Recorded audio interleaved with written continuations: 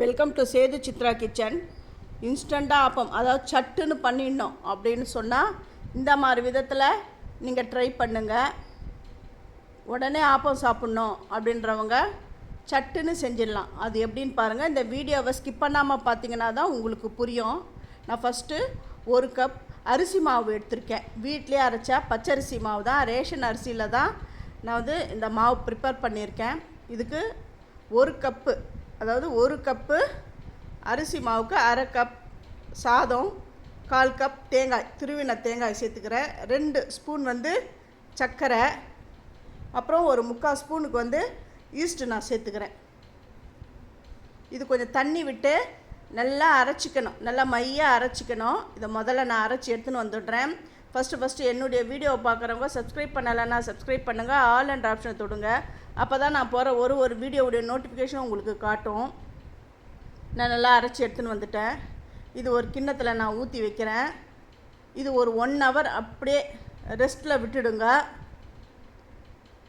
நீங்கள் ஈஸ்ட்டு வாங்கினீங்கன்னா try east வாங்காதீங்க, ஆக்டிவ் ஈஸ்ட்டுன்னு இருக்கும் பாருங்கள், அது வாங்குங்க. கொஞ்சம் கலந்து அப்படியே மூடி வச்சிடுறேன். 1 ஹவர் கழித்து நம்ம பார்க்கலாம். டக்குன்னு இதை செஞ்சிடலாம். இது அந்த ஈஸ்ட்டு கலந்து 1 ஹவர் அந்த ஊற வைக்கிற டைம் தான். மற்றபடி இது சீக்கிரமாக இதை சட்டுன்னு செஞ்சு எடுத்துடலாம். இதை பாருங்கள், நல்லா புளிச்சுடுது. இப்போ நல்லா கலந்து விட்டுட்டு நான் ஆப்பம் செய்ய போகிறேன். நான் கடாயை அடுப்பில் தான் நான் வச்சுருக்கிறேன். ஆப்பச்சட்டியை அடுப்பில் நான் வச்சுட்டேன்.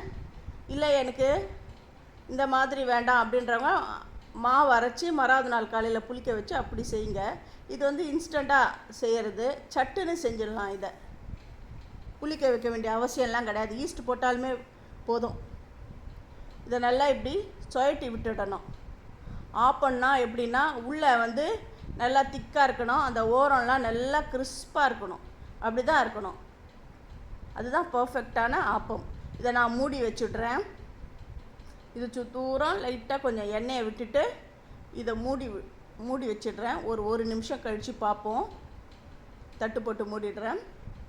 இந்த ரெசிபி உங்களுக்கு பிடிச்சிருந்தா உங்கள் ஃப்ரெண்ட்ஸுக்கும் நீங்கள் ஷேர் பண்ணுங்கள், லைக் பண்ணுங்கள், சப்ஸ்கிரைப் பண்ணுங்கள். இந்த பாருங்கள், நல்லா வெந்து வந்துடுது. ஓரெல்லாம் நல்லா கிறிஸ்பியாக வந்துடுது. இது கரண்டியே வேணாம், நான் கையிலேயே ஈஸியாக உரித்து எடுத்துடலாம். அதுவாக பாருங்கள், அதுவாக எழும்பி இதோ வந்துடுது. இதே மாதிரி நான் எல்லா ஆப்பத்தையும் செஞ்சு நான் வைக்கிறேன். இதுக்கு சைட் டிஷ் உங்களுக்கு என்ன தேவையோ அதை நீங்கள் செஞ்சுக்கலாம். கடலைக்கறி செய்கிறீங்களோ, அப்புறம் தேங்காய் பால், எது வேணுமோ அது உங்கள் இஷ்டம்தான். நான் தேங்காய் பால் தான் நான் செஞ்சுருக்கேன். தேங்க்யூ.